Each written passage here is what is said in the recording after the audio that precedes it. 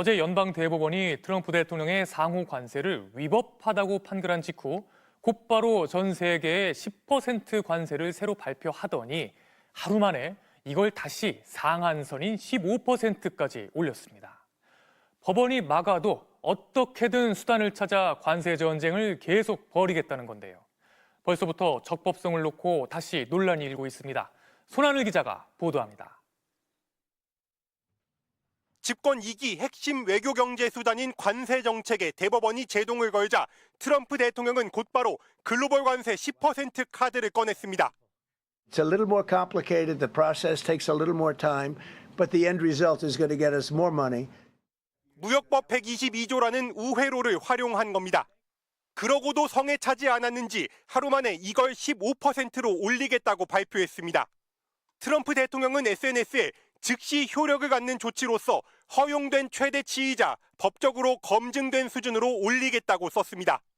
무역법 122조는 심각한 무역 적자 상황에서 대통령이 최장 150일 동안 최고 15%까지 관세를 부과할 수 있도록 돼 있는데 그 상한선까지 올린 겁니다. 대법원 판결을 겨냥해서는 터무니없고 형편없으며 극도로 반미적이라며 맹비난을 쏟아냈습니다. 또 무역 상대국들이 지난 수십 년간 아무런 보복도 받지 않은 채 미국을 갈취해왔다며 정당성을 강변하기도 했습니다. 트럼프 대통령은 이어 몇 달 안에 법적으로 허용되는 새로운 관세를 발표할 것이라고 밝혔습니다. 일단 150일 5달여간 15% 관세로 시간을 벌면서 무역법 301조 등을 활용해 관세를 매길 대체 수단을 찾겠다는 의도로 보입니다. 하지만 무역법 122조를 활용한 15% 관세가 적법한지 벌써부터 논란입니다.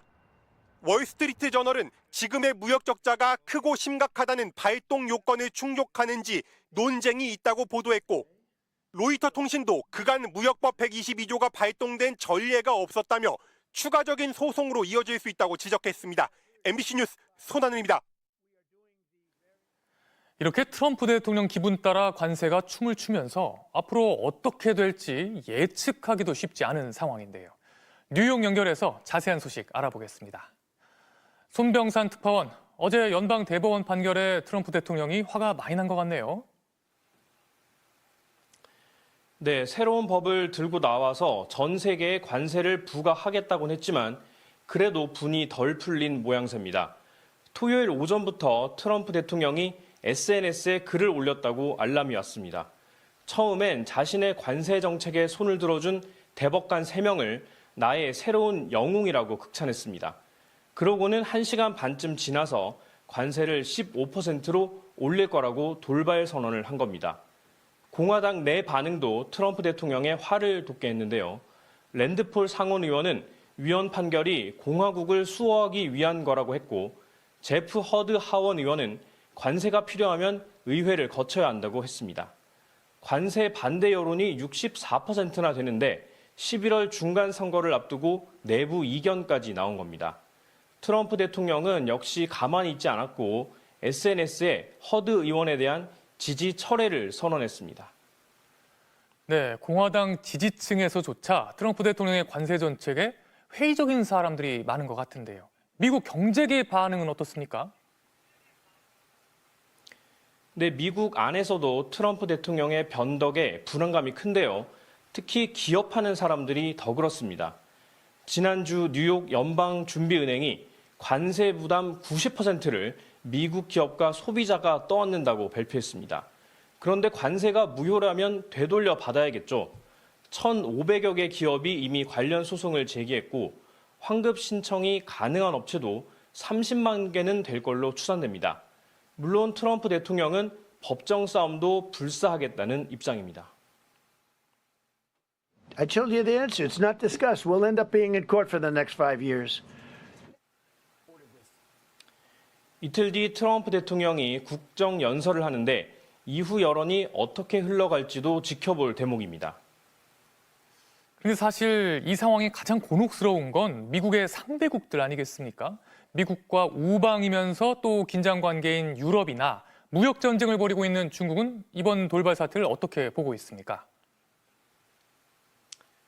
네, 유럽에선 미국 법원 판결 이후에 강경한 목소리가 나오고 있습니다. 무제한적이고 자의적인 관세 시대는 막을 내릴지도 모른다거나 미국에 반격할 수단을 써야 한다는 의견들입니다. 중국은 춘절 연휴 기간이라 공식 입장은 아직입니다. 4월 초에는 미중 정상회담이 예정돼 있는데요.